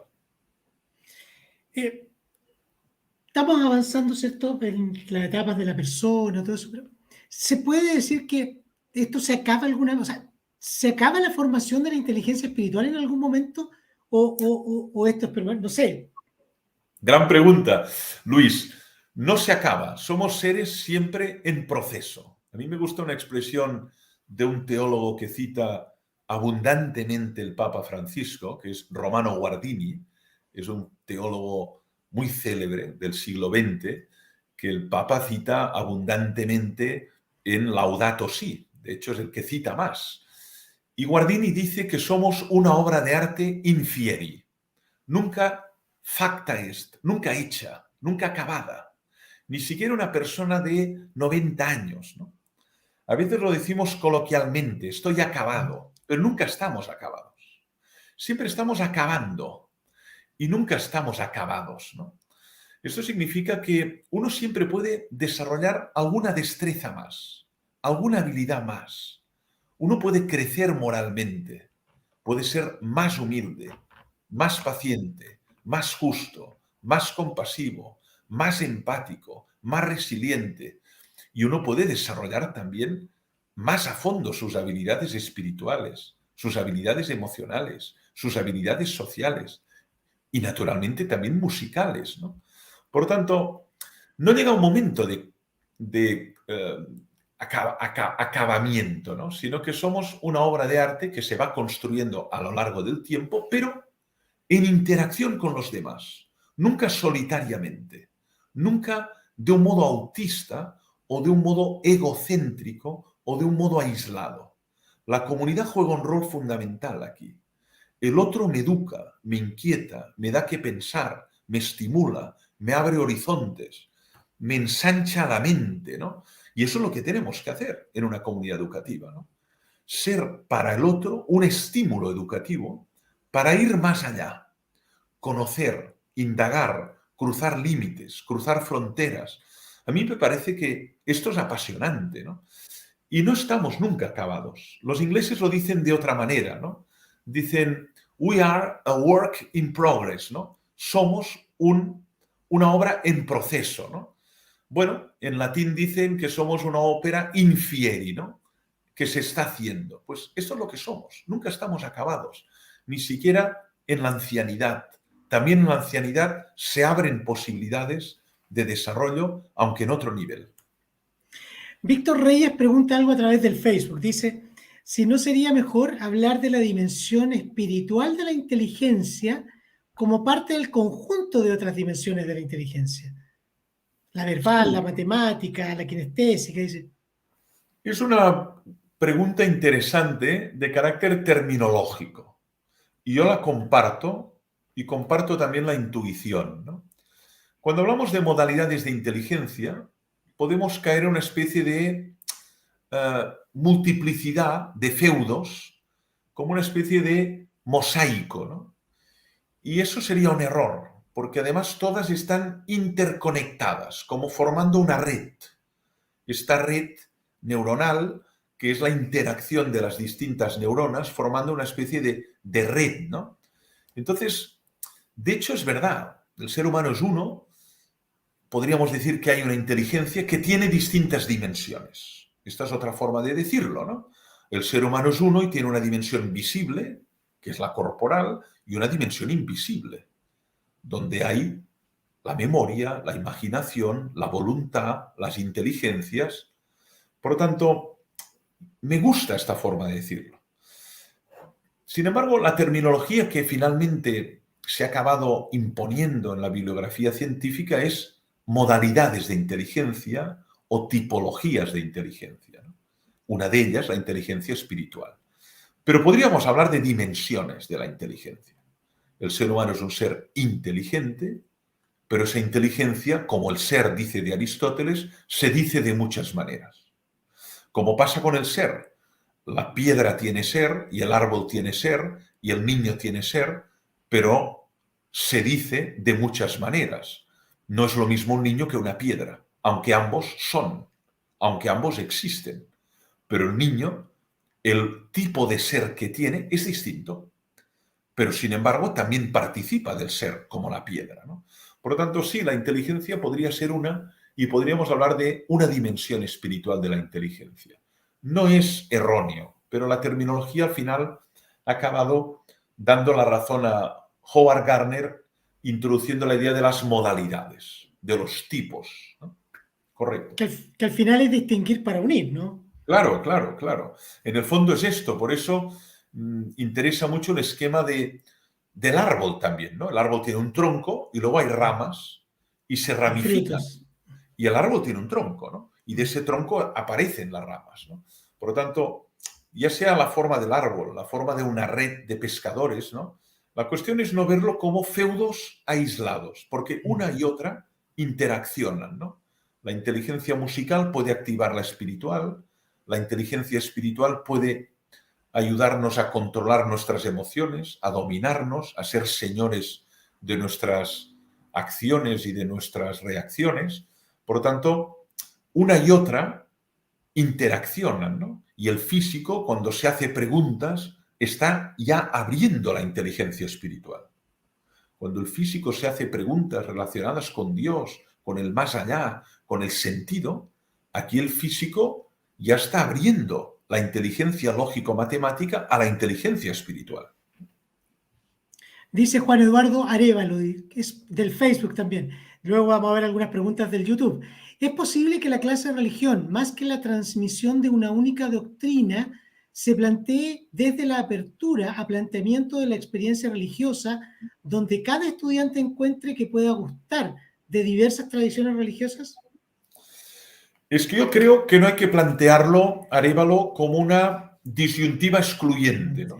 Correcto. La disyuntiva excluyente es o una cosa o la otra, ¿no? Y a mí me parece que esto empobrece, ¿no?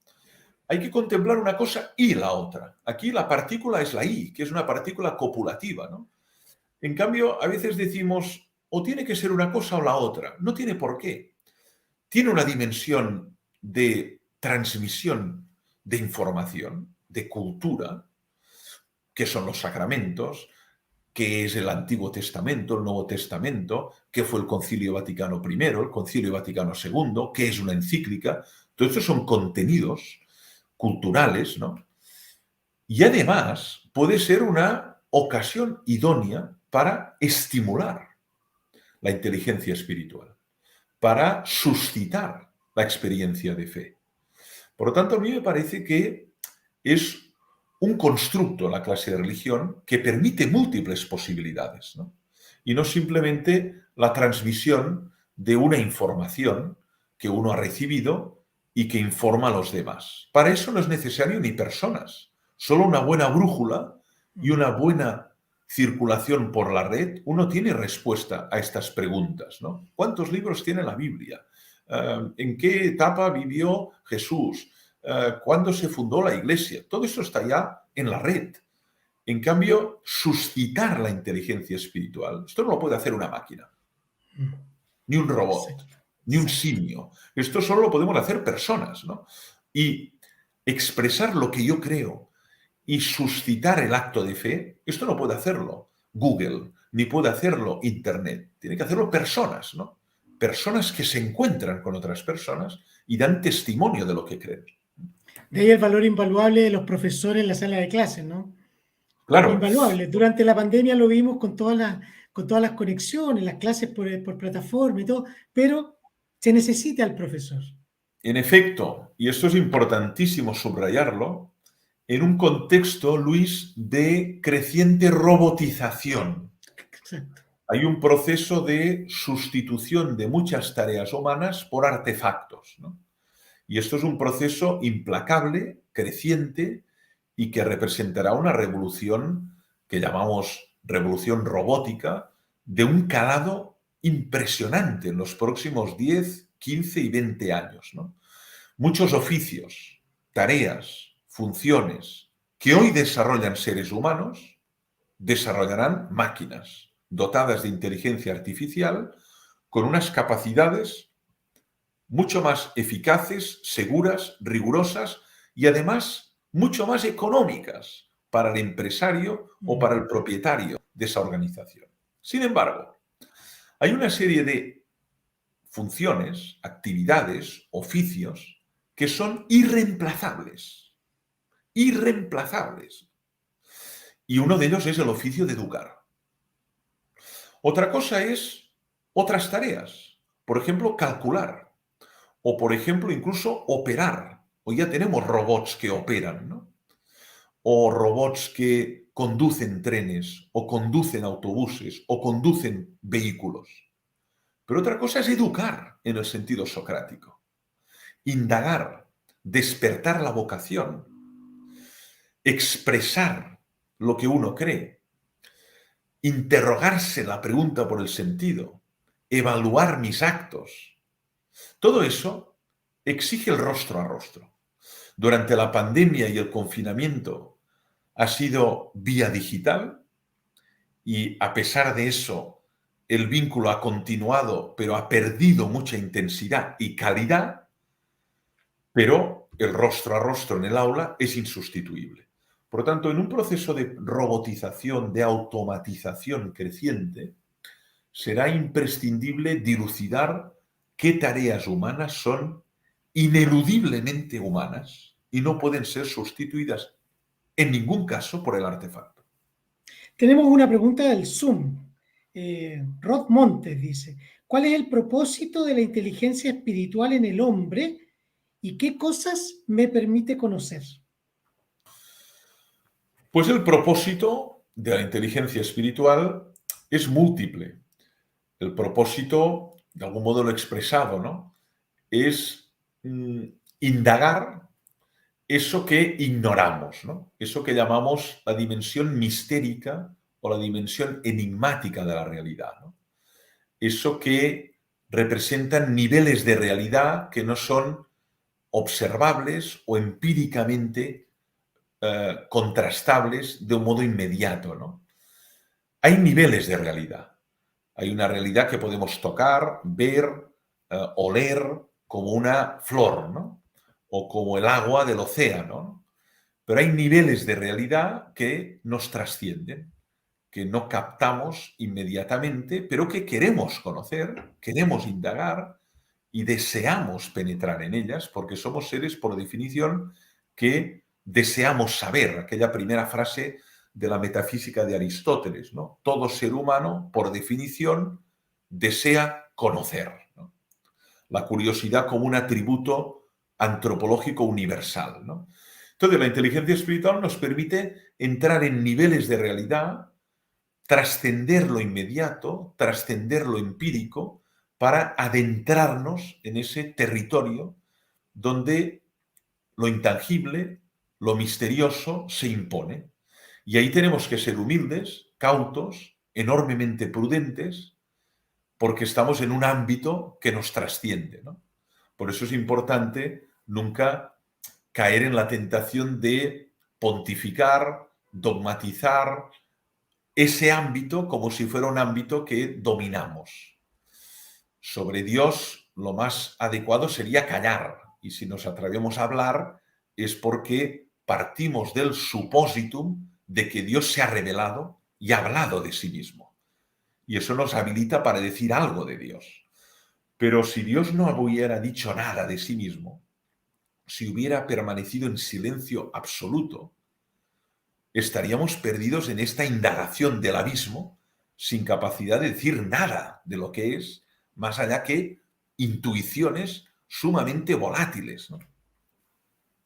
Macarena Barros, en YouTube, a través de YouTube, como recuerden quienes nos están siguiendo y quienes van a ver después, estamos a través de YouTube, de Instagram, de Facebook y de Zoom, transmitiendo este webinar. Macarena Barros nos decía hace un rato atrás, ¿cuál es la relación entre la conciencia moral y la inteligencia espiritual? Gracias, Macarena. Gran pregunta, ¿eh? Gran pregunta. La relación es íntima.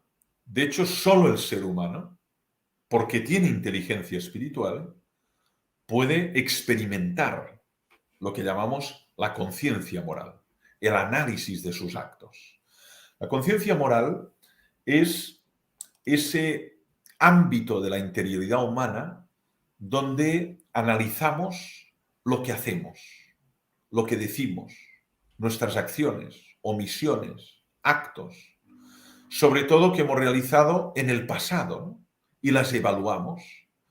Y depende de esa evaluación, experimentamos culpabilidad, remordimiento, paz interior, serenidad, gozo por el deber cumplido, ¿no? Por lo tanto, en cualquier caso, conciencia moral es un rasgo genuinamente humano también. La máquina no tiene conciencia moral. El animal no tiene conciencia moral. Pero nosotros, justamente porque tenemos inteligencia espiritual, tenemos esta capacidad de tomar distancia. Y cuando tomamos distancia de nuestra vida, de lo que hemos hecho o dejado de hacer, entonces nos damos cuenta de lo bien que hemos actuado o de lo mal que hemos actuado, de lo que teníamos que haber hecho y no hemos hecho, y de lo que teníamos que haber dicho y no dijimos. Y ese análisis interior es la conciencia moral, que siempre es a la luz de unos criterios y a la luz de unos principios que nos permiten desarrollar ese análisis valorativo de nuestros actos, ¿no? Por lo tanto, la relación es íntima. Por eso una persona activada en la inteligencia espiritual es reflexiva, es autocrítica, es autovalorativa, y eso le permite mejorar como ser humano. En la medida que uno se da cuenta de sus errores, eso le permite también practicar la petición de perdón, practicar la reconciliación, practicar el arrepentimiento, en la medida que uno se da cuenta de que no ha actuado como debería haber actuado. Por lo tanto, yo creo que hay una relación muy íntima entre conciencia moral, inteligencia espiritual y la práctica del perdón, de la reconciliación, de la sanación de las heridas. Patricio Bareto también en YouTube nos pregunta de qué modo las artes plásticas pueden contribuir a estimular la espiritualidad infantil. Pues de un modo muy directo. La verdad es que cuando uno contempla una pintura, una escultura, y la contempla a fondo, se hace preguntas. De hecho, es una ocasión para, primero, gozar de la contemplación y de la maravilla. Y luego la belleza puede ser incluso un camino hacia Dios, ¿no? La denominada vía pulchritudinis, ¿no? La vía de la belleza, ¿no? Por lo tanto, en efecto, las artes plásticas, y no solo la pintura y la escultura, sino tantas y distintas manifestaciones artísticas, plásticas que hace el ser humano, puede ser un campo de apertura a lo espiritual. Porque en la medida que hay belleza, se activa la inteligencia espiritual. Cuando uno contempla la belleza pues, de un cuadro de Salvador Dalí, o de un cuadro de Goya, o de un cuadro de Magritte, o de un cuadro de, qué sé yo, ¿no? Matisse, esa belleza activa en él una serie de preguntas y una serie de dimensiones muy profundas de su ser, ¿no? Y el ser humano, por definición, necesita consumir belleza. Piensen cómo se desplazan las masas humanas a los museos, a las cataratas, a los lugares bellos, ¿no? Para participar de esa belleza, porque la belleza tiene esta enorme capacidad de activar nuestra espiritualidad y de elevarnos por encima de la suciedad, la mediocridad o la fealdad, ¿no? Por lo tanto, en efecto, ¿no? Yo creo que el artista, cuando crea una obra bella, de algún modo se convierte en un catalizador de la espiritualidad. ¿Cómo contribuye, pasando a otra asignatura, ¿cierto? Estábamos en arte, hemos hablado de física, hemos hablado de educación física, se ha hablado de tantas asignaturas, ¿cierto? Pero yendo más específicamente a la clase de religión, ¿cómo contribuye la clase de religión a la formación integral a través de estas habilidades? Bueno, de un modo decisivo si el profesor o la profesora realmente lo tienen presente en su orden mental, ¿no? Y realmente lo practican, ¿no?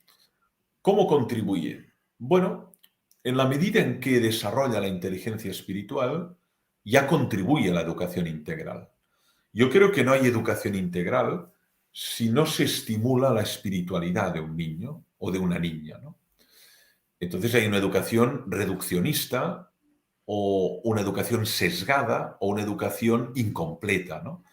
Pero la clase de religión, en la medida que estimula esta espiritualidad, contribuye de un modo decisivo a la educación integral de la persona, ¿no? Ahora bien, si solo se resume en transmisión de contenidos, como podría hacer una máquina, entonces la clase de religión no sirve para esta educación integral, ¿no?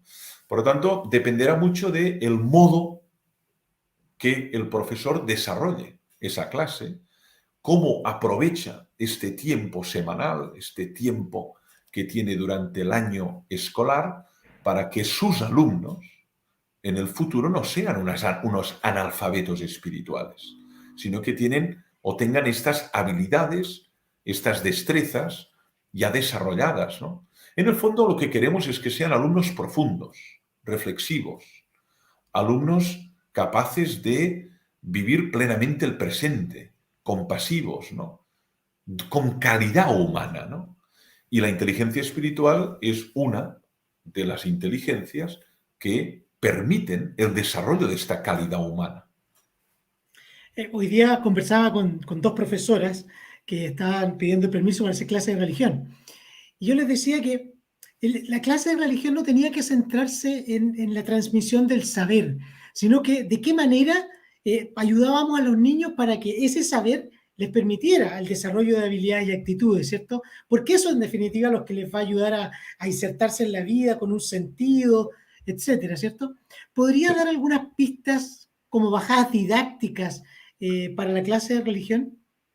Que Pues sí, ayude a esto, porque correcto. este es un lenguaje complejo para los profesores. Sí, hay dos tipos de comunicación. Una, como has dicho ahora Luis, es la comunicación del saber, ¿no? Pues bueno, se trata de comunicar los saberes que uno ha aprendido, ¿no? Las reglas gramaticales, lo que pasó en la guerra civil, quién era la generación del 27 o qué fueron los evangelios sinópticos, ¿no? Estos son saberes, ¿no? Y eso, hay personas que tienen más didáctica, más capacidad pedagógica o menos, pero esto es un plano. Y luego hay la comunicación existencial, que esto es otro plano. Es cuando uno habla en primera persona o invita a los alumnos a hablar en primera persona. Me explico, ¿no? Cuando hablamos de comunicación existencial, no es cuando hablo de algo que sé, sino de algo que me ha pasado a mí, algo que he vivido yo, una enfermedad, la muerte del padre, la adopción de un hijo, una pelea, una discusión, una herida, ¿no? Esta comunicación existencial es cuando habla la persona de lo que ha vivido, de lo que le ha pasado, de lo que ha sufrido, de lo que ha gozado. Y eso muchas veces desaparece en el aula. Y es el momento en que uno puede invitar al otro a hablar de lo que le ha pasado.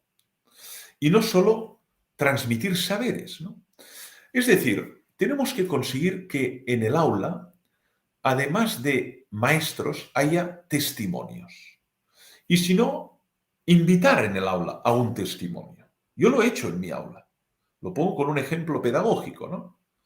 Muchos de mis alumnos no conocen ni han conocido jamás una monja, una religiosa, porque vivimos en contextos muy secularizados. Y tienen una idea completamente tópica, estereotipada, completamente anacrónica, incluso diría defectuosa, de lo que es la vida consagrada. Bien, yo invito una monja que está cuidando a enfermos de SIDA en situación de extrema vulnerabilidad, que hable de su experiencia a 80 universitarios. Eso es lo que recuerdan después de 10 años. Los saberes que transmití se han olvidado. Pero cuando me encuentro un exalumno en un aeropuerto internacional, como puede ser el de Bogotá, o el de Santiago de Chile, o el de Buenos Aires, que me he encontrado exalumnos ahí, me dicen, doctor Torralba, todavía me acuerdo de una cosa de ese curso. Digo, hombre, me lo tienes que decir, porque el curso fueron 3 horas cada semana durante un año y te acuerdas de una. Digo, me tienes que decir cuál. Cuando usted invitó a ese misionero o a esa monja o invitó a, qué sé yo, ¿no? Esa persona que habló en primera persona de su enfermedad. Eso les marcó. Eso le dejó huella emocional. Los saberes han patinado. Por lo tanto, le doy una pista muy clara. Introducir en el aula testigos, testigos de verdad, que hablen en primera persona del singular, que no tengan ni trampa ni cartón, ni se autocensuren, sino que expliquen lo que están haciendo y por qué lo están haciendo y por qué están dedicando su vida a eso. Y eso les deja boquiabiertos. En una ocasión invité a un superviviente de Mauthausen. Con 90 años entró en el aula. Y a los 12 había estado en el tristemente famoso campo de concentración de Mauthausen del nacionalsocialismo. Se hizo un silencio cuando explicó lo que era un día en Mauthausen y lo que vio en Mauthausen.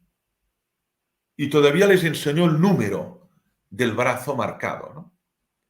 Eso es lo que recuerdan después de 15 años o 20, el superviviente de Mauthausen. Terrible. Bueno, sí, es verdad, eso es lo que más queda. Martín Lacerra nos hace una pregunta que la voy a englobar o la estoy entendiendo de una manera distinta o voy a tratar de expresarla de una manera distinta a lo que está diciendo él. Las taxonomías, ¿cierto? Nos dicen, nos da una cierta gradualidad para ir progresando en el aprendizaje, ¿cierto? Desde el conocer hasta el evaluar, ¿cierto? La creatividad, etcétera.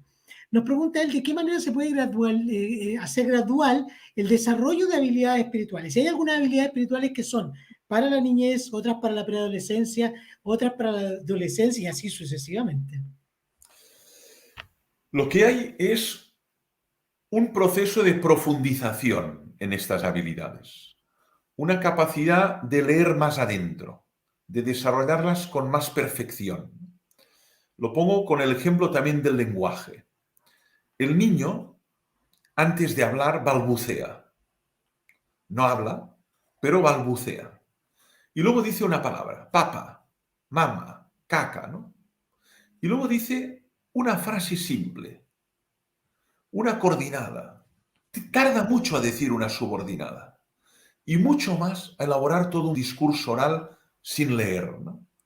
Es un proceso de profundización y de complejidad. Lo mismo pasa con las habilidades espirituales. De entrada es muy elemental, pero luego va indagando gradualmente, ¿no? Y también nos pasa en nuestra concepción de Dios.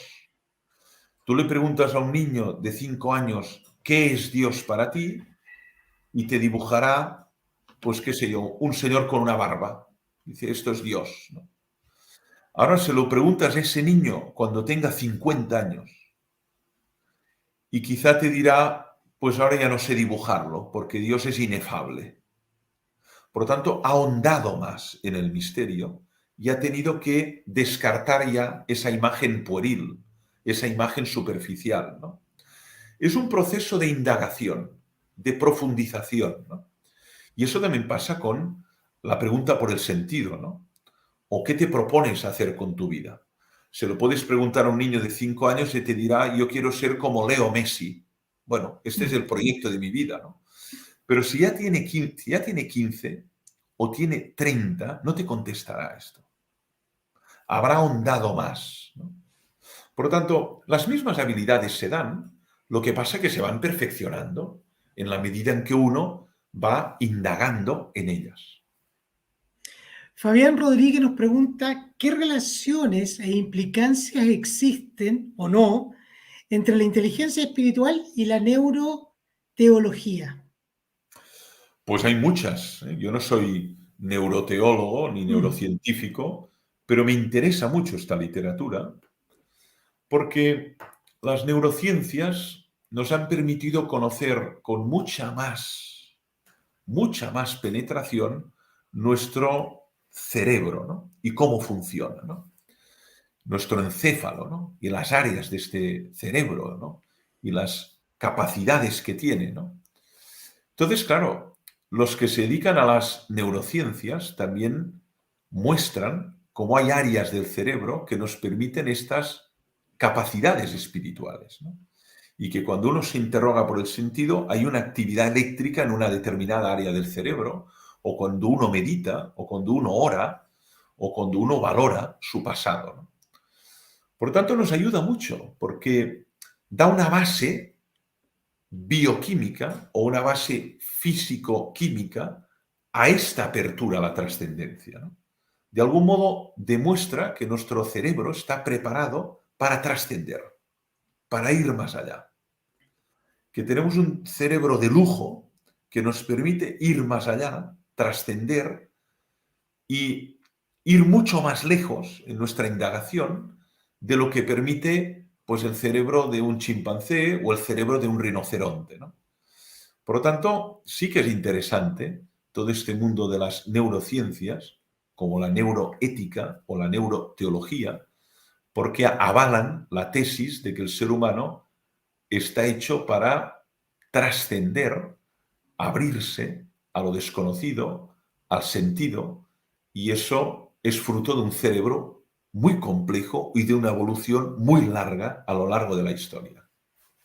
Samuel Varas en el Facebook. Yo aquí noto un poquito de crítica respecto a esta postura de la inteligencia espiritual, me parece.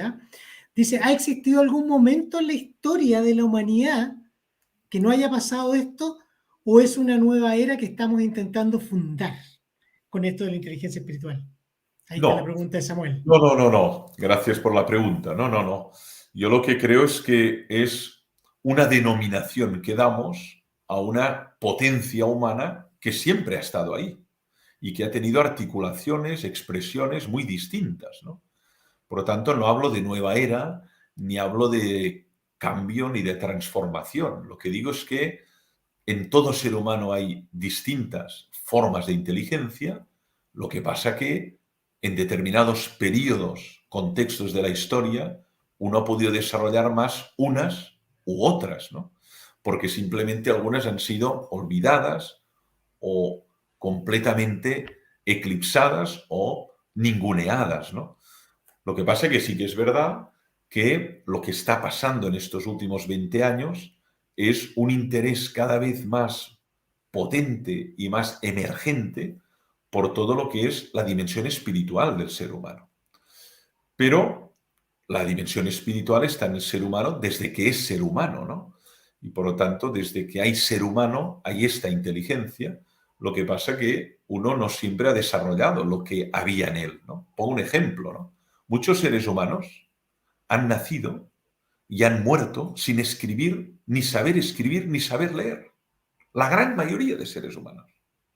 La infinita mayoría de seres humanos que nos han precedido no han leído nunca ni han escrito nunca, ¿no? Y sin embargo hoy estamos en un momento de la historia donde muchos más leen y escriben, afortunadamente, ¿no? O, por ejemplo, calcular, sumar, restar, multiplicar, dividir, ¿no? Cálculos elementales, ¿no? Pues, en efecto, estamos en la sociedad del conocimiento, estamos en un contexto donde el desarrollo educativo es, en muchos casos, universal, en muchos casos público y permite que muchos más puedan desarrollar estas capacidades. Y esto es un gran progreso para la humanidad. Hace algunos días conversaba con una persona y yo le decía que estamos en el momento privilegiado de la historia de la humanidad, porque hoy día tenemos avances, tenemos agua potable en la llave, tenemos posibilidades de remedios, de curar enfermedades, de encontrar una vacuna rápidamente cuando llega una pandemia, etc. Entonces, estamos en un momento privilegiado, por eso es que también podemos darnos el tiempo para poder pensar en este tipo de inteligencia, ¿no? Sí. En efecto, hay que ser siempre cauteloso, ¿no? A la hora de analizar el presente. El presente tiene claros, tiene oscuros, tiene dimensión luminosa y dimensión siempre oscura, ¿no? Siempre hay claroscuros, ¿no? Pero no cabe duda de que en relación con otras etapas de la historia, en muchos ámbitos, el desarrollo es muy superior, ¿no?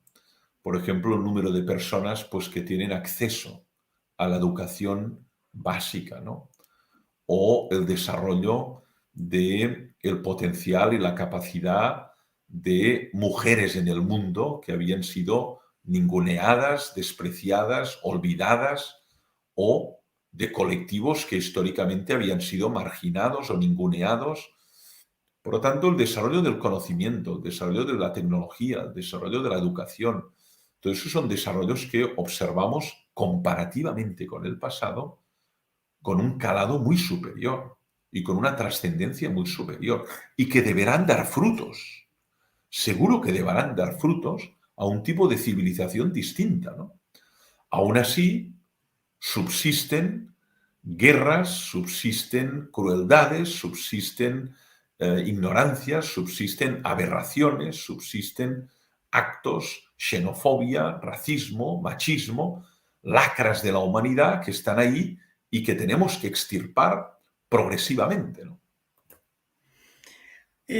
Me queda espacio para una sola pregunta, pues ya llevamos 1 hora 53 conversando, ¿cierto? Ha estado muy entretenido esto, por lo menos para mí.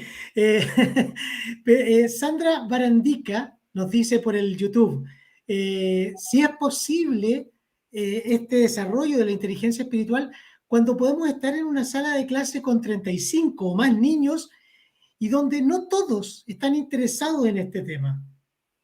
En efecto, Sandra tiene razón, ¿no? Hay entornos que no lo permiten tanto. Sin embargo, yo con 35, incluso con 70, con un fragmento de una película, he conseguido entrar en un tema como puede ser el misterio del mal, ¿no? Pongo un fragmento de una película como La lista de Schindler, se hace un silencio absoluto en el aula y digo, y ahora vamos a hablar del mal. Y están 80 personas allí, ¿no? O un fragmento musical que genera un silencio y que abre la posibilidad a un diálogo distinto, ¿no? O un testigo de una persona que ha vivido una experiencia de una muerte cercana y que explica cómo ha enfrentado esa muerte desde su fe, ¿no? Se hace un silencio absoluto, ¿no?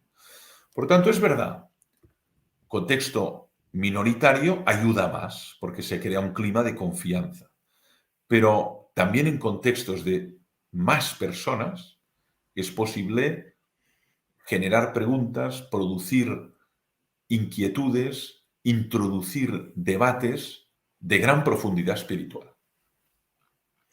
Bien, yo quiero agradecer a todas las personas que participaron a través del Facebook, de Instagram, de YouTube. Me gustaría haber leído todos los comentarios y todas las preguntas, pero no, ya se nos está pasando el tiempo y llevamos ya casi 2 horas, que era el compromiso que teníamos. Sin embargo, quiero leer un solo comentario, una sola pregunta de Marcelo Vázquez, que dice, lo he dicho como 3 veces, por eso lo digo: ¿cuándo viene a Chile, doctor Torralba? Dice. Pues Incluso vendré, por ahí decía que algunos de los textos los usaba en sus clases con sus estudiantes. pues gracias. La verdad es que he venido ya varias veces, tengo ganas de volver y cuando tenga la ocasión, la invitación y lo pueda introducir en mi agenda, pues vendré encantado, porque Santiago en particular, y no solo Santiago, conozco también ciudades del norte y pequeños pueblos incluso del norte que aprecio, me gustan, tengo en mi recuerdo y que ojalá haya ocasión y vendré encantado si se produce una invitación y podemos tener este diálogo también presencialmente, a pesar de que digitalmente ha dado mucho que sí y se ha abierto a un montón enorme de personas. Sí, está ahí. Y llevamos ya 2 horas de una rica conversación que yo creo que a las personas les va a permitir, a todos los que estuvieron conectados, bueno, y a todos los que se pueden conectar después, porque esto va a quedar grabado en YouTube, en Facebook, en Instagram, disponible para que las personas lo puedan analizar, rumiar, no sé, digregar, todo lo que quieran, ir analizando, reflexionándolo para que puedan encontrar pistas también para sus propias clases y desarrollo. Había muchos académicos, había directores de escuela, había directores de escuelas, de universidades, directores de colegios, había una infinidad de personas que estaban interesadas en esta exposición. Así que, don Frances, le agradezco la oportunidad, agradezco que hayamos tenido la posibilidad de dialogar y de hincarle un poquito más el diente a esta inteligencia espiritual tan necesaria hoy día para el desarrollo integral de los niños y los jóvenes. Gracias a ustedes, gracias a ti por las preguntas, la conversación, el diálogo, todas las intervenciones que han sido muy ricas, lo digo de verdad, y que me han obligado a pensar a fondo y a gozar de este rato que en España ya es muy tarde de un viernes y también tengo ganas de descansar, pero Sí. ojalá tengamos otra ocasión. ¿Qué hora es en Buenos España días a ya? ustedes. ¿Son las 12? Aquí son las 12 de la noche ya. 12 de la noche. Mire, más encima, le damos las gracias a don Francisco Torralba por darnos este espacio viernes en la noche para él, imagínense. ¿Ah? Nosotros, aquí son recién las 6 de la tarde. Viernes en la noche ya, a las 12 de la noche. Así que bueno, nos estaremos encontrando, don Francis, y nos estaremos encontrando los demás también en un futuro webinar que esperamos organizar para ustedes. Estaremos publicándolo e informándolo para que puedan tener acceso a ello. Muy buenas tardes a todos y buenas noches también a quienes están en Europa, porque hay gente de Europa viéndonos en este minuto. Adiós. Gracias, adiós a todos. Adiós.